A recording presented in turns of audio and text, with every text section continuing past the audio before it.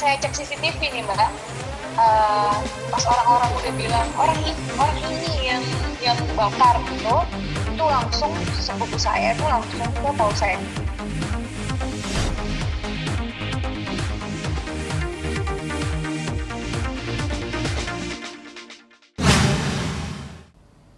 Kalau per hari ini sih masih tadi saudara saya ada yang ke kepolisian buat tanda tangan laporan. Terus di situ tadi tersangka dibawa ke sini buat buat olah TKP. Jadi dia tuh disuruh meragain dia tuh yang dilakuin tuh gimana gitu, dari awal dia datang lewat mana sampai akhirnya dia nyalain korek api, nyiram bensin segala macam, terus akhirnya dia kabur, dia jalan menuju polsek kayak gitu. Jadi diceritain rentetannya semua. Dan masih banyak media-media juga sih yang datang di sini buat kayak foto-foto TKP kayak gitu. Masih berlanjut karena memang kasus ini kalau nggak salah di handle pokoknya bukan polsek di tempat saya, bukan polsek Tanggulangin lagi yang handle gitu, tapi lain gitu. Harapan saya ke depannya mudah-mudahan yang kayak gini nggak terjadi lagi. Jadi saya dan keluarga lebih waspada lagi dengan hal-hal yang seperti itu. Supaya lebih ngati-ngati lah istilahnya kayak gitu Mbak. Terus lebih bisa berpositif thinking sama segala sesuatu yang sudah ditetapkan sama Allah Subhanahu Wa Taala. Jadi lebih neriman dengan apapun yang terjadi di kehidupan kita kayak gitu. Lebih nyadar bahwa apapun yang kita miliki di dunia ini itu hanyalah titipan. Jadi kalau sewaktu-waktu diambil, ya udah ikhlas aja ya, memang itu cuma titipan kok. Saya sekarang baik-baik aja, alhamdulillah. Kemarin cuman bingung aja, masih kebawa paniknya pas kejadian gitu. Jadi kayak masih kayak bertanya-tanya gitu, kok bisa kayak gitu aja. Jadi pas kronologinya, waktu itu memang saya lagi ada project bikin konten buat di YouTube. Nah, jadi garasinya belakang dipakai gitu, otomatis mobil-mobilnya dikeluarin dong Mbak. Nah, pas udah ceritanya itu kita sekeluarga nungguin orang-orang kru buat angkut-angkut lighting dan panggung segala macem gitu. Kalau misalnya mereka selesai, langsung masukin mobil ke dalam garasi lagi gitu ceritanya. Pas udah mau masukin ternyata belum selesai, ya udah kita nunggu di dalam, terus sayanya nge-review hasil syutingnya gitu. Nah pas lagi nge-review saya sama adik yang paling kecil gitu, terus tiba-tiba kamar udah digedor-gedor gitu. Pas kamar digedor-gedor nggak ada pikiran mobil kenapa atau pokoknya nggak ada kepikiran ke situ aja, malah adik bilang teh kuntilanak gitu, dibilangin setan gitu kok, soalnya gedorannya kenceng, selama ini nggak pernah kayak gitu, nggak pernah ada gitu kan. Terus pas dibuka itu apa tuh, kebakaran gitu. Saya kaget, loh kok bisa kebakaran, perasaan mobilnya juga nggak apa-apa, sehat walafiat gitu loh, maksudnya nggak pernah ada kendala apapun, mobilnya benar-benar mobil yang sehat karena servis juga teratur, intinya nggak pernah telat servis lah intinya kayak gitu. Jadi kebakar itu kenapa gitu loh, nggak masuk akal gitu. Secara mobil itu memang barusan keluar dari asuransi, maksudnya habis diasuransikan gitu, karena kemarin kan karena asuransinya habis kurang lebih tanggal 16 Mei, jadi sebelum asuransi habis itu saya ngajuin klaim buat baret-baret di bumper segala macam kayak gitu. Terus kebetulan waktu saya perjalanan dari Jakarta kemarin, kayak di yang depan itu, yang bumper depan itu kayak kena kayu gitu loh, kena kayu, terus akhirnya AC-nya mati. Nah AC-nya mati, pas dicek ternyata kena kondensornya, dan itu masih, kondensor itu termasuk di backup sama asuransi juga, makanya sekalian saya bawa ke asuransi. Nah pas asuransinya saya bawa ke asuransi, terus pas udah selesai itu tanggal baru kok, pokoknya semingguan, kalau nggak salah semingguan yang lalu itu benar-benar baru keluar dibenerin dari bengkel gitu. Nah Jadi kondisi mobil itu benar-benar udah mulus banget. Nah, saya mau ngajuin asuransi lagi gitu. Karena memang pas pertama kali beli, saya belinya tuh emang waktu itu kan belinya pas waktu alhamdulillah rezekinya pas lagi banyak. Jadi saya beli cash, Mbak. Nah, beli cash terus saya asuransiin 2 tahun gitu. Nah, Mei kemarin asuransinya udah habis. Nah, pas waktu habis klaim asuransi itu, habis klaim baret-baret sama kondensor, mereka bilang, ini garansi loh 6 bulan gitu kan bilangnya. Jadi kalau misalnya selama 6 bulan itu kayak baret lagi atau kondensornya bermasalah atau kenapa dengan mobilnya itu yang habis diklaim itu diganti lagi gitu. Nah, jadi pas waktu mau perpanjang asuransi saya mikir daripada nanti 6 bulan hilang, mendingan nanti dulu deh asuransinya gitu. Nunggu garansinya habis tiap enggak 3 bulanan lah, jadi lumayan gitu kan. Jadi nggak ada kepikiran bakalan dijahatin kayak mobil hilang atau bakal mobilnya kebakar atau intinya nggak ada kepikiran mobilnya bakal kayak gitu aja. Jadi saya tenang-tenang aja, ya udah nanti aja asuransinya. Nggak taunya kejadian kayak gitu. Nah, pas kejadian kita balik lagi ke yang kejadian tadi ya, Mbak ya. Panik, turun, langsung ngeliat kondisi mobil udah kayak gitu, langsung telepon pemadam kebakaran. Nah, pas telepon pemadam kebakaran, orangnya ngantuk karena memang itu kan jam tidur ya, Mbak ya. Ngangkatnya sambil ngantuk itu terus kayak ya udahlah ditunggu karena memang kondisinya saya dan semua yang ada di situ panik karena posisi mobil yang kebakar itu tepat di samping rumah kucing. Saya kepikirannya apinya makin besar nyamber ke rumah kucing gitu. Di sini banyak kucing gitu. Jadi kayak kepikiran takut gitu loh, apinya semakin besar, terus di sebelah rumah juga ada rumah-rumah tetangga. Akhirnya panik, telepon lagi, banyak yang telepon PMK gitu. Sampai teleponnya PMK itu sibuk dan kayak, oh iya di mana? Kayak pas telepon lagi, masih ditanyain lagi alamatnya di mana gitu, Mbak.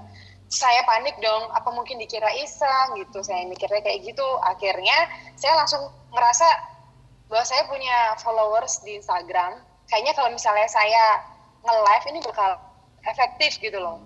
Efeknya gitu. Kayaknya bakalan, ya nggak tahu, saya mikirnya takut dikira orang iseng lagi tengah dini hari kayak gitu. Makanya terus akhirnya saya kuatin dengan saya nge-live nih biar ada yang nyampein. Maksudnya di live itu saya bilang tolong PMK cepet kesini gini, maksudnya biar ada yang nyampein atau mungkin ada keluarganya pas kebetulan nonton saya live atau ada temennya terus telepon ke nomor pribadinya langsung terus dibilangin itu misalnya ada kebakaran bla bla bla misalnya bilang kayak gitu. Jadi saya ngerasa tuh kayak pas waktu yang live emang bener-bener akhirnya mereka jadi yakin bahwa emang ada kebakaran sampai akhirnya disamperin. Saya mikirnya kayak gitu, ya namanya orang panik lah pasti yang dipikirin tuh langsung yang saat itu apa gitu. Saat itu saya kepikirannya ke sosmed, jadi ya udah saya langsung live.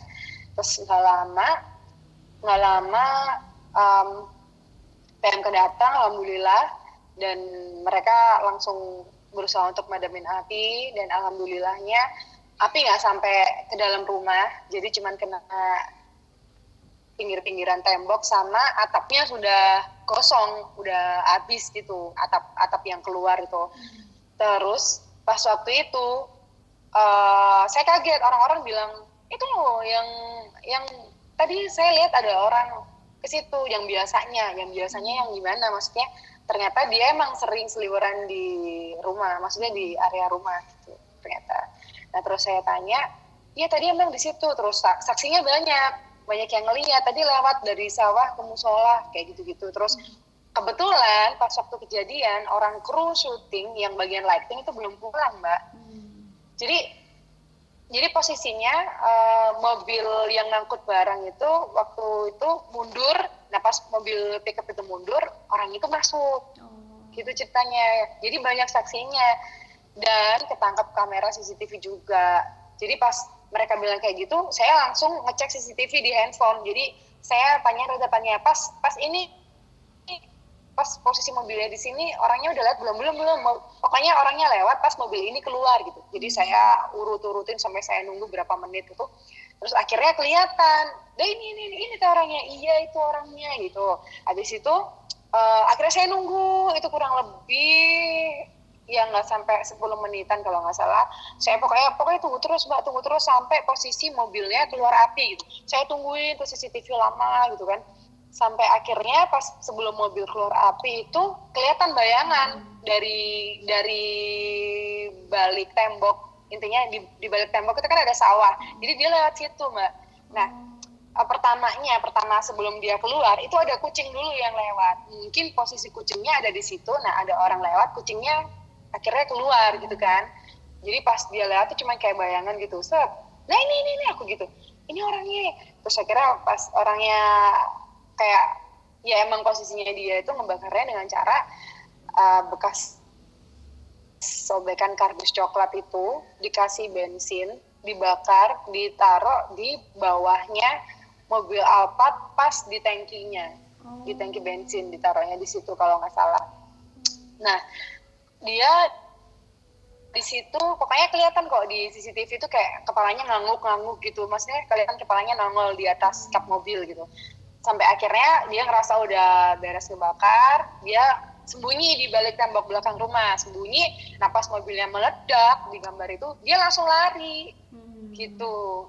Dia lari ke sawah itu lagi dan ketemu sama saudara saya yang kebetulan memang setiap subuh di situ gitu. Sama Pak Di saya tuh takmir musola di situ. Jadi pas waktu dia setelah ngebakar mobil dan mobilnya itu meledak, dia langsung keluar ketemu sama Pak D di musola, terus dibilangin, "Hei kamu lagi, ngapain kamu di sini?" gitu.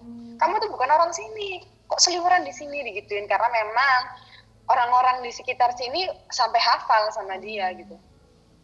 Karena saking seringnya dia muter-muter di dekat rumah kayak gitu. Nah, Pak D saya mikirnya waktu itu sampahnya lagi dibakar, ada yang ngebakarin sampahnya gitu, nggak kepikiran kalau mobil gitu kan. Nah, pas jadi nggak apa ceritanya tempat ya Mbak ya, inget saya soalnya.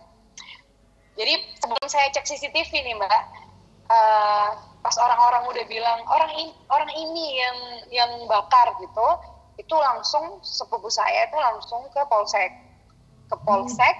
lah. Jadi orang-orangnya papa saya juga nyari gitu, karena berdasarkan saksi dia larinya ke arah timur gitu kan. Terus akhirnya teman-temannya orang-orangnya papa itu lari ke arah timur juga, disuruh jalan sampai akhirnya ketemu. Nah sepupu saya Mbak Seli itu juga nemuin dia waktu itu jalan di deket Polsek Tanggulangin gitu. Ditanyain, dia bilangnya gini, "Ngapain kamu di polsek?" gitu. Intinya mau diajar sama masa lah intinya di situ Mbak.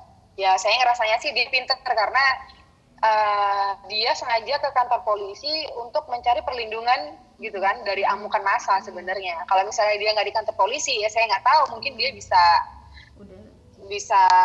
nggak tahu lah. Pokoknya kan kita pernah ya maksudnya orang-orang kayak gitu yang diamuk massa itu seperti apa nasibnya kayak gitu kan. Makanya karena dia pintar jadi dia lari ke kantor polisi. Tapi yang lucunya lagi dia lari ke kantor polisi mau buat laporan gitu. Dia mau buat laporan bahwa saya habis diajar sama orang di warung, bilangnya kayak gitu. Jadi kayak play victim, mau muter balikin salah kayak dia mau apa ya, cari celah buat apa ya, menutupi kesalahannya lah intinya kayak gitu. Jadi dia mau buat laporan di polsek bahwa dia diajar sama orang di warung gitu. Terus debat sama Mbak, "Kamu kan habis bakar itu mobil gini." Dia nggak ngaku gitu. Dia bilang gini, "Kalau memang saya yang bakar, ngapain saya ke kantor polisi? Nggak mungkin dong saya ke kantor polisi. Bodoh berarti saya kalau kantor polisi." Bilangnya kayak gitu. Gitu. Terus akhirnya saudara saya di kantor polisi bilang, "Pak ini bakar gini." Polisi bilang, "Nggak bisa Mbak, kita nggak bisa main percaya gitu aja kalau nggak ada bukti yang konkret gitu. Saksi sudah ada, tapi kan maksudnya belum ada bukti lain. Mungkin kalau misalnya ada CCTV bisa lebih kuat lagi." Akhirnya kakak saya pulang bilang itu CCTV gini pasti kelihatan CCTV. Nah dari situ langsung saya cek CCTV, ceritanya kayak gitu. Ternyata di CCTV beneran ada. Akhirnya langsung saya rekam, saya kasihin ke saudara dan dibawalah ke kantor polisi. Nah pas di kantor polisi ternyata dia udah ngaku. Sebelum nyampe di kantor polisi dia udah ngaku gitu.